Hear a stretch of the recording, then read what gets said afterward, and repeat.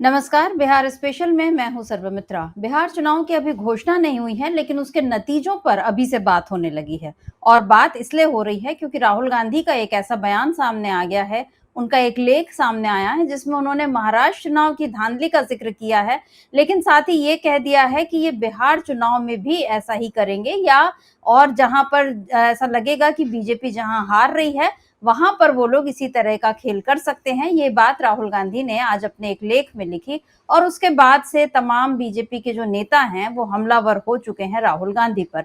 JP Nadda से लेकर सम्राट चौधरी तक और चिराग पासवान तक हर कोई अलग अलग तरीके से राहुल गांधी को घेर रहा है। लेकिन मसला सिर्फ इतना नहीं है कि राहुल गांधी ने आखिर चुनाव में धांधली का जिक्र अभी क्यों किया, क्यों उनका एक लेख आया। दरअसल बीजेपी को तकलीफ तो इस बात से भी है कि राहुल गांधी जब 6 जून को पहुंचे थे गया जी और राजगीर में, जहां पर उन्होंने संविधान सम्मान सम्मेलन में अपना भाषण दिया था, उस भाषण से भी बहुत ज्यादा तकलीफ में है बीजेपी, क्योंकि वहां पर सीधे सीधे बीजेपी की पोल खोल दी राहुल गांधी ने, और वो भी जाति जनगणना को लेकर।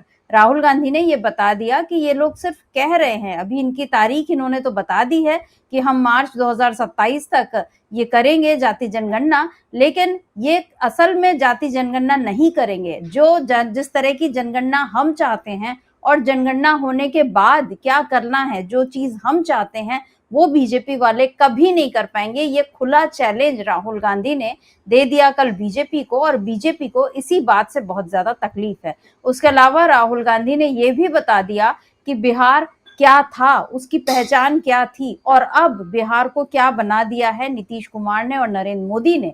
उन्होंने वहां पर बैठे लोगों से ये साफ कहा कि मैं आप लोगों के लिए ये नहीं कह रहा हूं कि आज जो जापान, कोरिया, चाइना हम सबकी बात करते हैं, इन लोगों को जो ज्ञान मिला है वो मिला है बिहार से। लेकिन खुद आज बिहार की पहचान क्राइम कैपिटल ऑफ इंडिया यानी भारत की आपराधिक राजधानी के तौर पर बिहार की पहचान हो गई है, और ये काम किया है यहाँ की सरकार ने। ये एक बड़ा आरोप राहुल गांधी ने लगाया था। तो 6 जून 7 जून लगातार जो राहुल गांधी के आरोप लग रहे हैं बीजेपी पर, और जो दावे कर रहे हैं राहुल गांधी कि बीजेपी बहुत जल्दी डर जाती है और नरेंद्र मोदी ने जैसे सरेंडर कर दिया ट्रंप के आगे, उसी तरीके से अगर हम दबाव बनाएंगे तो नरेंद्र मोदी हमारे आगे भी सरेंडर कर देंगे। बल्कि सरेंडर उन्होंने एक तरह से कर ही दिया जब उन्होंने ये घोषणा की कि हम जाति जनगणना कराएंगे। लेकिन यहाँ पर राहुल गांधी ने जो बातें कही हैं कि बीजेपी कह क्या रही है और वो असल में करने क्या वाली है, इसका जो खुलासा हो गया, ये जो दावा कर दिया है राहुल गांधी ने, उससे बीजेपी को सबसे ज्यादा तकलीफ है। और इसीलिए अब जेपी नड्डा हो, अमित शाह हो, अमित मालवीय हो, या देवेंद्र फडणवीस हो, चिराग पासवान हो, एकनाथ शिंदे हो, सारे बीजेपी और बीजेपी से जुड़े दलों के नेता यानी जो एनडीए के नेता हैं, वो सब लोग इस समय राहुल गांधी पर हमलावर हैं। और एक तरफ तो वो लोग राहुल गांधी को बताते हैं कि जैसे उनको कोई समझ ही नहीं है, या वो पार्ट टाइम पॉलिटिक्स करते हैं, वो नौसिखियां हैं और उनको न जाने क्या क्या बोलकर अपमानित करती है बीजेपी। बल्कि सम्राट चौधरी ने तो आज यहाँ तक कह दिया कि अगर आपको ये सिस्टम पसंद नहीं तो आप चले जाइए इस सिस्टम से बाहर और आप राजनीति छोड़ दीजिए। इतनी बातें तक सम्राट चौधरी ने कह दी। लेकिन इन लोगों का ये जो कहना है, ये जो बौखलाहट है, ये बता रही है कि इनको सबसे ज्यादा तकलीफ राहुल गांधी के होने से ही है, कि राहुल गांधी क्यों ऐसी सारी बातें बोलते हैं, क्यों वो ऐसे दावे करते हैं जिनके बाद हम यानी बीजेपी जो है वो जनता के सामने बेनकाब हो जाती है। तो राहुल गांधी का जो 6 जून का दौरा रहा बिहार का, वो एक बार फिर पूरी बीजेपी को हिला चुका है। राहुल गांधी ने इस दौरे में एक बड़ा भाषण दिया, बहुत सारे लोगों से मिले, वो महिलाओं से मिले, माई बहन सम्मान योजना को लेकर उन्होंने बहुत सारी बातें की। मनरेगा को लेकर राहुल गांधी ने बात की कि मनमोहन सिंह की सरकार में मनरेगा का मॉडल क्या था, और अभी उन्होंने एक और एमएमएस का जिक्र किया। यानी एक तो मनमोहन सिंह थे एमएमएस, और अब एक नए एमएमएस का जिक्र किया राहुल गांधी ने, और ये कहा कि ये मोदी मॉनिटरिंग सिस्टम है। यानी मोदी अपने जिस तरह से सारी चीजों को चला रहे हैं, संचालित कर रहे हैं, ये सिस्टम है जिसमें कि ग्रामीण लोगों को तकलीफ होती है और महिलाओं को खास तौर पर कितनी तकलीफों से गुजरना पड़ता है। राहुल गांधी ये सारी बातों को जिस तरह से खोलकर इस समय जनता के सामने रख रहे हैं, ये बिहार में बीजेपी के लिए एक बड़ी मुश्किल बनती जा रही है। राहुल गांधी ने राजगीर के जो सम्मेलन में क्या कुछ कहा है बिहार की पुरानी पहचान को लेकर और अब जो बिहार बन गया है उसको लेकर, क्राइम कैपिटल को लेकर क्या कुछ कहा है राहुल गांधी ने, इसको सुन लीजिए। इसको हम सत्य, न्याय और अहिंसा की जमीन कह सकते हैं। बिहार को कह सकते हैं ना। और नया डेफिनेशन दिया है 21वीं सदी का। पुराना डेफिनेशन सत्य, न्याय और अहिंसा की जमीन, नया definition crime capital of India, Bihar. तो देखिए कहां से कहां पहुंच गए आप लोग। शुरुआत कहां हुई, आपकी सोच कहां कहां पहुंची। आजकल जापान की बात होती है, कोरिया की बात होती है, चाइना की बात होती है, वियतनाम की बात होती है, मगर उनका जो सोचने का आर्किटेक्चर है वो कहां से आया, वो आप लोगों ने दिया। यहां से, बिहार से सोच गई थी। Tibet, Sri Lanka, Vietnam, Korea, Japan, China. तो ये है बिहार का मतलब, ये है सत्य, न्याय और अहिंसा का मतलब, का इफेक्ट। और आज ये सब भूल गए आपकी सरकार, आप लोग नहीं। आपकी सरकार ये सब भूल गई और बड़े शब्दों में बिहार को क्राइम कैपिटल बना दिया।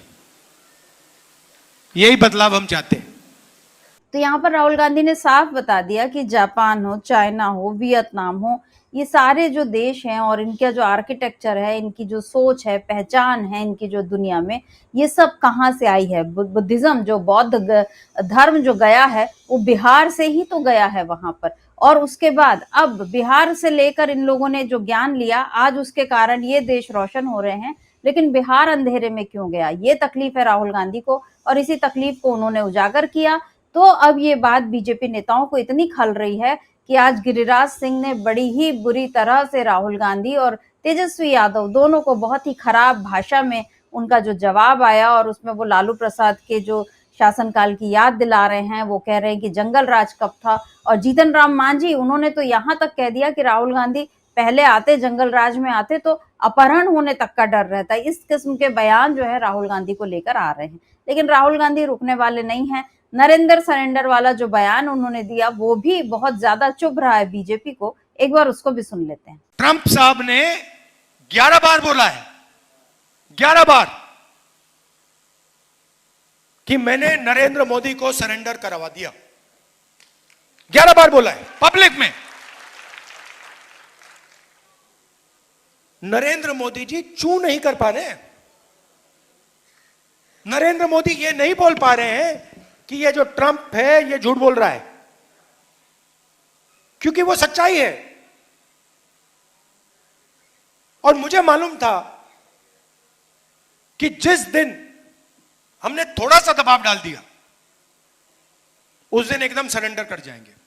तो यहाँ पर राहुल गांधी जो बता रहे थे कि नरेंद्र और सरेंडर ये जो किया है नरेंद्र मोदी ने, क्योंकि वो डरते हैं, वो दबते हैं। उनको अगर जरा सा धमकाओ या जरा सा उन पर दबाव बनाओ तो वो शक्तिशाली के आगे झुक जाते हैं। और यहाँ राहुल गांधी ने यही कहा कि हम, यानी जनता की शक्ति अगर साथ रहेगी तो नरेंद्र मोदी को जाति जनगणना के मसले पर भी झुकाया जा सकेगा। क्योंकि राहुल गांधी का साफ कहना है कि ये जो जाति जनगणना कराने वाले हैं ये वो मॉडल नहीं है जो हम चाहते हैं। यानी इसमें 90% आबादी को कितना हक मिल रहा है ये हमको केवल पता नहीं लगाना, उसके साथ साथ उसको हक दिलाना भी है। और ये काम होगा तेलंगाना मॉडल की तर्ज पर। राहुल गांधी जब तेलंगाना की बात करते हैं तो बीजेपी को यहाँ पर बुरा लगता है, क्योंकि यहाँ वो अपना मॉडल लाना चाहती है जिसमें ये नारी शक्ति वंदन अधिनियम की तरह का, कि दिख जाए कि हाँ हमने महिला आरक्षण विधेयक पास कर दिया है, लेकिन वो कब कानून बनेगा, कब उसका असर जमीन पर दिखना शुरू होगा, इसकी कोई गारंटी नहीं है। और ठीक यही खेल अब जाति जनगणना के नाम पर मोदी सरकार करने जा रही है, जिसका जिक्र राहुल गांधी ने किया। और उन्होंने ये भी कहा कि तेलंगाना में हमने लोगों से खुले सवाल पूछे थे, दलित एसोसिएशन, उनके नेता, पत्रकार, अति पिछड़ा वर्ग के लोग, माइनॉरिटी एसोसिएशन, आदिवासी, जनरल कास्ट, सबसे हमने सवाल किए और ये किए कि आप कौन सा सवाल आपकी तरफ से आने चाहते हैं, मतलब लोग ये बताएं कि वो कौन से सवाल जो हैं वो चाहते हैं कि उनसे पूछे जाएं। लेकिन बीजेपी जो है वो ऐसा नहीं करेगी। बीजेपी अपने सवाल जो है वो फिक्स कर लेगी और कहेगी कि बस अब आपको इसी पर जवाब देना है। ये जो मॉडल का फर्क बता दिया राहुल गांधी ने, इसको लेकर बीजेपी को बहुत तकलीफ है। और इसके अलावा राहुल गांधी ने नालंदा विश्वविद्यालय का भी जिक्र किया और कहा कि पूरी दुनिया से लोग यहाँ आते थे, लेकिन आज बिहार से लोग जा रहे हैं बाहर नौकरी की तलाश में। पलायन हो रहा है क्योंकि रोजगार नहीं है। 500 बड़ी कंपनियां हैं, लाखों करोड़ों रुपए उनका कर्जा माफ हो जाता है और कानून बदलकर उनके बिजनेस को फिर से करोड़ों मिल जाते हैं। लेकिन इन 500 कंपनियों में कहीं भी दलित, पिछड़े, अल्पसंख्यक, माइनॉरिटी के लोग, अति पिछड़ा, आदिवासी ये टॉप पोजीशन पर हों, ऐसा नहीं है। तो राहुल गांधी यही सवाल उठा रहे हैं कि ऐसा क्यों नहीं है। और इसी सवाल का जवाब जब वो जनता से कहते हैं कि आप इस बार पूछना, आप इस बार सरकार के सामने यही सारी बातें रखना, तो ये जो बीजेपी को बहुत बुरा लग रहा है कि राहुल गांधी आखिर यहाँ आकर एक नए किस्म की जागरूकता क्यों फैला रहे हैं। और बीजेपी जिस तरह से राहुल गांधी को घेर रही है, उसका वो सारा डर इसी वजह से नजर आ रहा है। एक बार सुन लेते हैं कि सम्राट चौधरी ने क्या कुछ कहा है राहुल गांधी के लेख के बाद, सुन लेते हैं।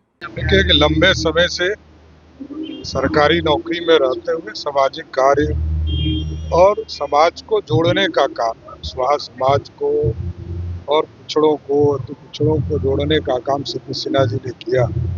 आज हम लोगों के बीच में नहीं है, यह अपूर्ण क्षति है, व्यक्तिगत तौर पर भी और बिहार के समाज के लिए एक बड़ी क्षति है। राहुल चुनाव को लेकर के राहुल गांधी ने सवाल खड़ा किया और कहा है कि मैच फिक्सिंग के दौरान चुनाव हुआ था। स्वाभाविक है, जो आदमी हारता है वो इसी तरह की बात करता है।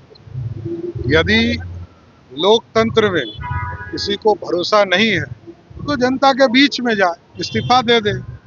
जितनी उनकी सरकारें है वो इस्तीफा करके जाए चुनाव में, कोई दिक्कत नहीं है, चुनाव में हम लोग लड़ेंगे। तो सम्राट चौधरी भी ये कह रहे हैं कि आप इस सिस्टम से ही चले जाइए अगर आपको यहाँ तकलीफ है तो। और राहुल गांधी ने कोई ऐसी नई बात तो लिखी नहीं थी, उन्होंने वही सारे सवाल पूछे जो कि वो महाराष्ट्र चुनाव के बाद से लगातार पूछते जा रहे हैं। और इसको लेकर उन्होंने एक प्रेस कॉन्फ्रेंस भी की थी, उसमें भी उन्होंने वही सारे सवाल उठाए थे।